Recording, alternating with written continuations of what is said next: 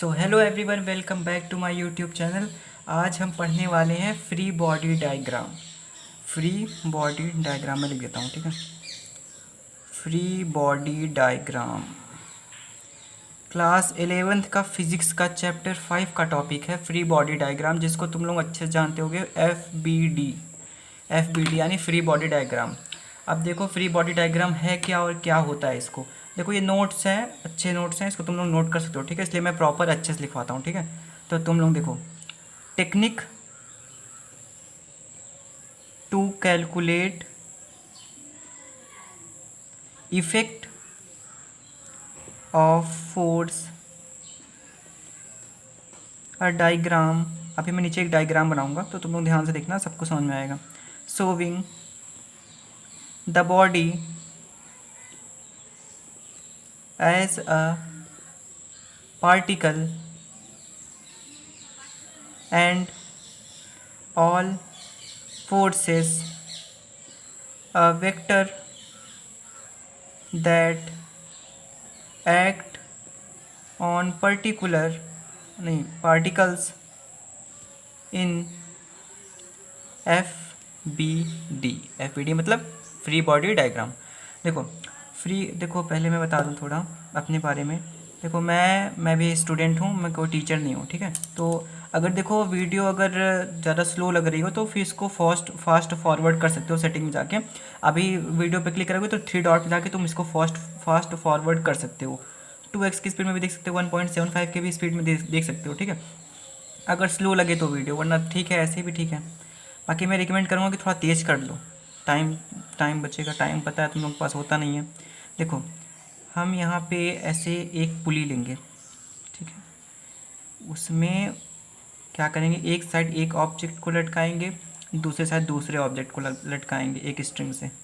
ये स्ट्रिंग है और ये कोई ऑब्जेक्ट है। इसको मान लेते हैं हम, इसको मान लेते हैं जैसे कि इसको 10 kg, ठीक है। इसको 5 kg मान लेते हैं। अब हम इसका अगर हमको बनाना हो 5 kg का एफ बी डी मतलब होता है क्या है, फ्री बॉडी डायग्राम। कि हम किसी चीज़ को, जैसे कि ये हमारा एक डायग्राम है, पूरा का पूरा फुल डायग्राम है, ठीक है। तो हम इसमें क्या करेंगे कि हम किसी पार्टिकल मतलब किसी भी ऑब्जेक्ट को, किसी जैसे ये एक ऑब्जेक्ट है, ये एक ऑब्जेक्ट है, 2 ऑब्जेक्ट है यहाँ पे, ठीक है। तो हम किसी भी ऑब्जेक्ट को हम उसको अलग से, उसके बारे में अलग से स्टडी करेंगे और उस पर कितना फोर्स लगा है, मतलब उस पर कितना फोर्स लगा, ये नहीं कि वो किस पे फोर्स लगा रहा है, उस पर कितना फोर्स लगा है हम उसको उसको शो करेंगे उस डायग्राम में। देखो उस डायग्राम में शो करेंगे हम कि कितना उसमें फोर्स लगा है। मतलब कि जैसे कि ये दोनों ऑब्जेक्ट हैं, तो इसको हम अलग से निकालेंगे, जिसका हमको एफबीडी बनाना होगा, फ्री बॉडी डायग्राम। उसको अलग से निकालने के बाद हम उस पर बताएंगे कि उस पर कौन कौन से फोर्स लगे हैं, वो किस पे क्या लगा रहा है, इससे फ़र्क नहीं पड़ेगा, उसको हमको नहीं शो करना है इसमें। इसमें हमको केवल ये शो करना है कि इस पर कितने फोर्स लगे हुए हैं। देखो एक लगेगा mg। देखो mg जो है वो ग्रेविटी लगाती है किसी ऑब्जेक्ट पे, उसको अपनी तरफ खींचती है, यानी कि कोई धरती जो है उस पर लगा रही है, यानी धरती इस पर लगा रही है, यानी इस पर फोर्स लग रहा है ये वाला mg। तो mg लगेगा क्योंकि ये mg इस पर फोर्स लग रहा है। इस पे एक हो गया, और एक हो गया टेंशन, क्योंकि ये रस्सी में टेंशन तो होता ही है स्ट्रिंग में। अभी टेंशन आगे बताऊंगा टेंशन क्या है, इसके जस्ट बाद वाला टॉपिक टेंशन ही है, ठीक है। तो टेंशन लगेगा, टेंशन भी यहाँ पे लगा दो। ये हो गया इसका free body diagram. Free body diagram. अब हमको थोड़ा सा इससे हम एक इक्वेशन भी फाइंड कर सकते हैं। देखो इसका टेंशन ज़्यादा होगा तभी तो इसको लेके भाग गया, अगर टेंशन इसका कम होता तो ये लटका रहता। मतलब टेंशन इसका ज़्यादा है। टेंशन देखो दिख रहा है कि नहीं वीडियो में, शिट, आई होप तुम लोग समझ गया होगा, ठीक है। देखो टेंशन ज़्यादा है इसमें, तभी तो देखो ये ऊपर ऊपर जा रहा है, वरना ये नीचे नहीं आ जाता। अगर इसका मास ज़्यादा होता तो ये नीचे चला आता। टेंशन ज़्यादा है तभी तो इसको ऊपर खींचे हुए हैं। तो टेंशन इसका ज़्यादा होगा, तो टेंशन में से हम क्या माइनस करेंगे, इसके मास को 5g, ठीक है, 5g। अब देखो हम ये वाला फॉर्म लगा रहे हैं, F=ma। ये हमारा फोर्स, नेट फोर्स आ गया इतना, यही तो फोर्स लगेगा। जो टेंशन है उसमें से हमारा इस ऑब्जेक्ट का मास निकाल दोगे तो वही तो हमारा टेंशन होगा, वही तो हमारा फोर्स होगा। फोर्स इज टू एम मास क्या है हमारा 5 kg है, तो हम 5 लिख देंगे। अब एक्सीलरेशन क्या है, हमको एक्सीलरेशन पता नहीं है, तो ऐसे ही रख देंगे। ये हमको एक इक्वेशन मिल गई इससे। फ्री बॉडी डायग्राम कहने का मतलब बस इतना ही है कि किसी भी ऑब्जेक्ट को हम उसको निकाल के उसके बारे में अलग से स्टडी करते हैं और उसके बारे में हम उसको फोर्स को दर्शाते हैं, उसमें कितने उसमें फोर्स लगे हैं, ये नहीं कि वो किस पे फोर्स एक्सर्ट कर रहा है, उस पर कितने फोर्स लगे हम इसको बताते हैं फ्री बॉडी डायग्राम में। अब हम आते हैं टेंशन को। टेंशन किसे कहते हैं? लाइफ के टेंशन के बारे में नहीं, फिजिक्स, ठीक है। Tension, tension is a force, ये भी एक तरह का फोर्स है। देखो टेंशन जो है ये भी एक तरीके का फोर्स है।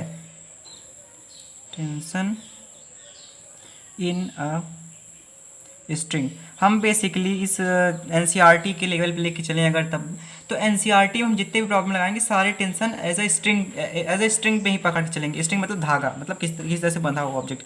जैसे अगर एक और बात बताता हूँ, जैसे कि ये ऑब्जेक्ट है, ये स्ट्रिंग से कोई बांधे हुए हो तुम, ठीक है, इसको पकड़ के ऐसे खींच रहे हो तुम पूरा एक साथ ऐसे, ठीक है। तो इसमें जो है छोटे छोटे पार्टिकल्स होंगे, एटम होंगे, छोटे छोटे छोटे एटम होंगे, ठीक है, वीडियो में आ रहा है ना, हाँ ठीक है, छोटे छोटे एटम होंगे।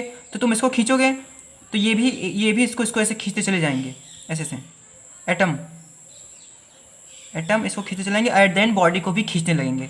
उसके बाद देखो इसके साथ एक और फिनोमेनन इसमें होता है। इसमें क्या होता है, जैसे तुम एक एटम पे, इस पे तुम अगर फोर्स लगाओगे तो ये भी तुम पे फोर्स लगाएंगे, एक्शन का रिएक्शन देंगे। Newton third law of motion याद है ना, न्यूटन का थर्ड लॉ ऑफ मोशन। नहीं देखा है वीडियो तो देखो, वीडियो है, मिल जाएगी तुमको यूट्यूब चैनल पे मेरे, ठीक है। तो देखो ये इसको तुम एक्शन दोगे तो ये रिएक्शन देगा, तुम इसको खींचोगे तो ये भी तुमको खींचेगा, या इसका एक्शन का रिएक्शन मिलता जाएगा, इसका भी ऐसे एट द एंड ये। इसीलिए ये टेंशन दोनों तरफ लगता है, दोनों तरफ लगता है।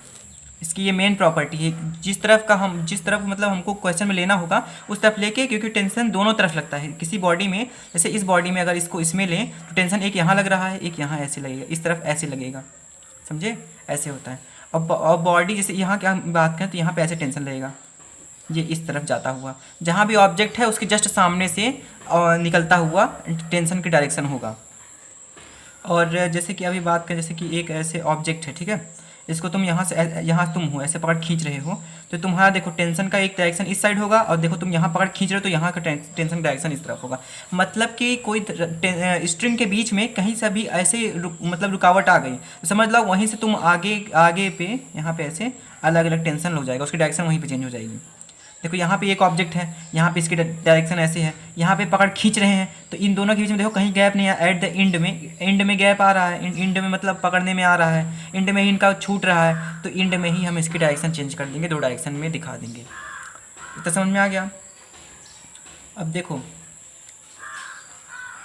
टेंशन, देखो गाइस टेंशन की स्पेलिंग ये होगी, मैंने गलती की, जल्दी वीडियो बनाई चक्कर में टेंशन की स्पेलिंग ये होगी, ठीक है, तो तुम लोग आगे करेक्ट कर लेना ऊपर जो मैंने लिखा अभी। Tension will always, tension will always pull. देखो ये जो है अपनी तरफ केवल खींच सकता है, ये पुश नहीं कर सकता, मतलब किसी को धक्का नहीं देता है। टेंशन जो है केवल अपने आप सबको खींच सकता है अपनी तरफ, इसकी प्रॉपर्टी है, ठीक है। Tension will act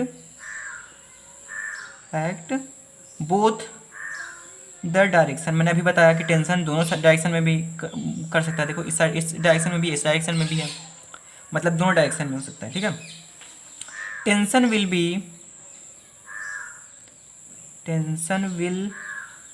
B same through out the string, मतलब पूरे स्ट्रिंग में अगर उसमें कहीं पर भी बाधा नहीं आ रही है, जैसे यहाँ कहीं पर भी बाधा नहीं आ रही यहाँ तक, तो पूरे स्ट्रिंग में टेंशन सेम रहेगा, यानी कि टी, यहाँ पर भी टी, हर जगह टी टी, ठीक है, ऐसे। बस समझ आ गया। अब आगे बढ़ते हैं, थोड़ा और इन डेप्थ में बात करते हैं।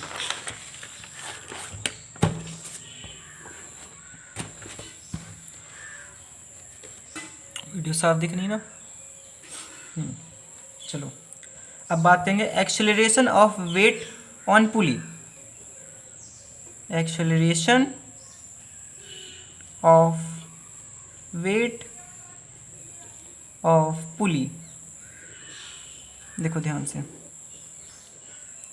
जैसे कि पहले एक पुली बना लेते हैं फटाक से, ठीक है।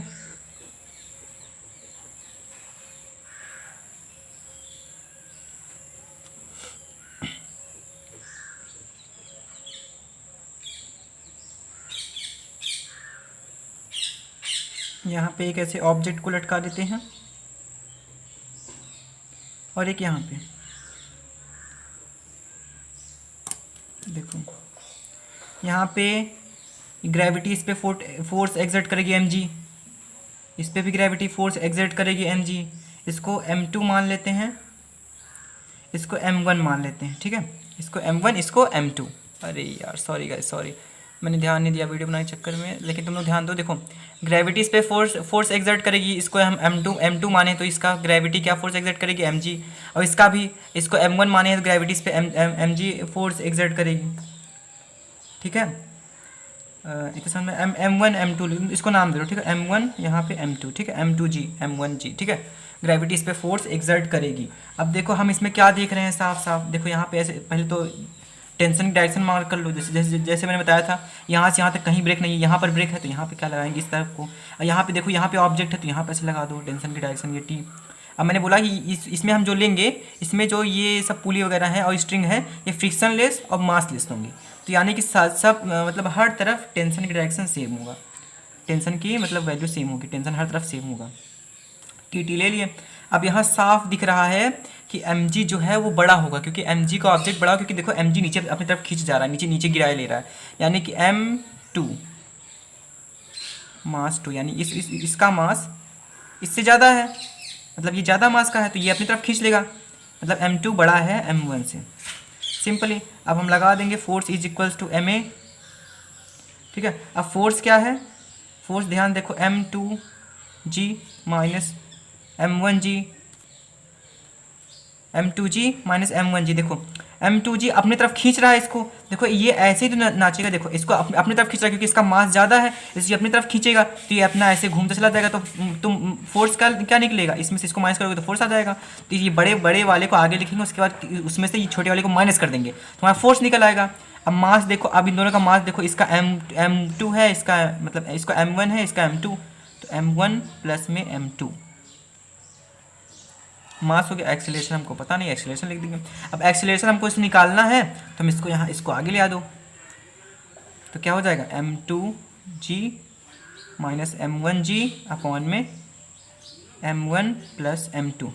इसको और सिंप्लीफाई करके लिखना हो तो ऐसे लिख सकते हो, देखो a इज इक्वल्स टू, अब देखो g को कॉमन ले लो तो कैसे निकलेगा m2 माइनस m1 g, और यहाँ पे m1 प्लस m2 आ गया, ये हो गया, एक्सेलरेशन निकल गया हमारा। अब देखो इसको हम फ्री बॉडी डायग्राम से शो करेंगे क्योंकि हमको टेंशन भी निकालना है। अब तो ये निकाल ली कि हम एक्सेलरेशन कैसे निकालेंगे, अब हमको ये भी तो फाइंड करना है कि टेंशन, इसमें टेंशन कितना होगा। हम टेंशन फाइंड करने के लिए इन दोनों का FBD बना लेंगे, इन दोनों का FBD मैंने बताया कि दोनों को ऑब्जेक्ट को अलग अलग कर लेंगे, मतलब जिसका FBD बनाना होगा उसको हम अलग से कर लेंगे और उस पर देखेंगे कि उस पर कितना फोर्स लग रहा है, ये नहीं कि ये किस पे फोर्स लगा रहा है, यानी कि इस पर कितना फोर्स लगेगा हम उस पर बात करेंगे। देखो इसको पहले बना लेते हैं FBD, ठीक है। FBD मतलब समझते हो ना, फ्री बॉडी डायग्राम, मैंने बताया अभी ऊपर, मतलब आगे पीछे अभी, ठीक है। बनाते हैं इसको, देखो पहले m2 बना लेते हैं, देखो m2, ठीक है, m2 देखो यहाँ पे ये जो है ग्रेविटी इस पे फोर्स एग्जर्ट कर रही है, इस पे ग्रेविटी फोर्स लगाएगी mg, और ये देखो टेंशन लग रहा है इस पे, इस ऑब्जेक्ट पे टेंशन लग रहा है, तभी तो ये ऊपर नीचे हो पा रहा है ना, तो इस पे टेंशन हो जाएगा, इस पे टेंशन लग जाएगा ऊपर टी की तरफ, ये हो गया, इसका फ्री बॉडी डायग्राम बन गया, बस हो गया, ठीक है। अब हम इसमें क्या देख पा रहे हैं, देखो ये mg जो है इसको खींच ले जा रहा है, क्योंकि mg का ज़्यादा है फोर्स, अगर टेंशन जा रहा तो टेंशन ऊपर खींच लेता, mg ज़्यादा है तभी वो नीचे गिरा चला रहा है, तो हम क्या लिखेंगे यहाँ पे m2g, 2g लिख दो क्योंकि यहाँ पे देखो मास दूसरे का निकाले ना, तो m2g माइनस टी, फोर्स, ये फोर्स हो गया, net force is equals to mass is equals to mass into में ma, देखो अरे यार force is equals to ma, ठीक है। तो मास क्या होगा यहाँ पे m2 होगा, और हमको ए की वैल्यू पता नहीं तो ये ऐसे लिख देंगे। अब देखो ये हो गया पहला, ये पहले वाले का ये बना दिया, अब मैंने दूसरे वाले बता रहा हूँ, ठीक है, m1 का बनाऊँगा, देखो m1 का आ रही ना, दिख रहा है ना वीडियो, ठीक है।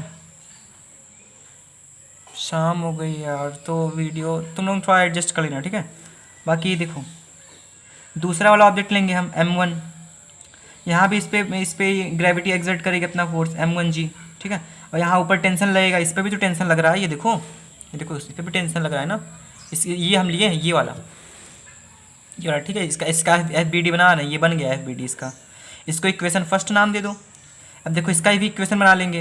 अब देखो ये जो है इस पे टेंशन ज़्यादा होगा तभी तो इसको ऊपर खींच ले रहा है, वरना टेंशन अगर कम होता तो ये इसको नीचे खींच लेता, एम जी इसको बढ़ाता, मतलब एम जी से इसका टेंशन ज़्यादा है।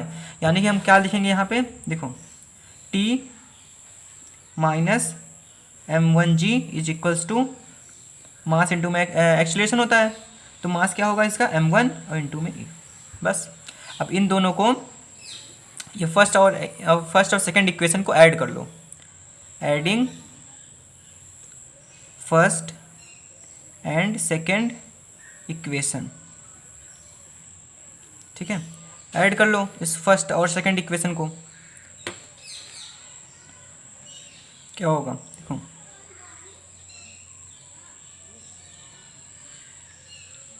एम टू जी ये फर्स्ट इक्वेशन है, minus T is equals to M two A, ये फर्स्ट इक्वेशन है।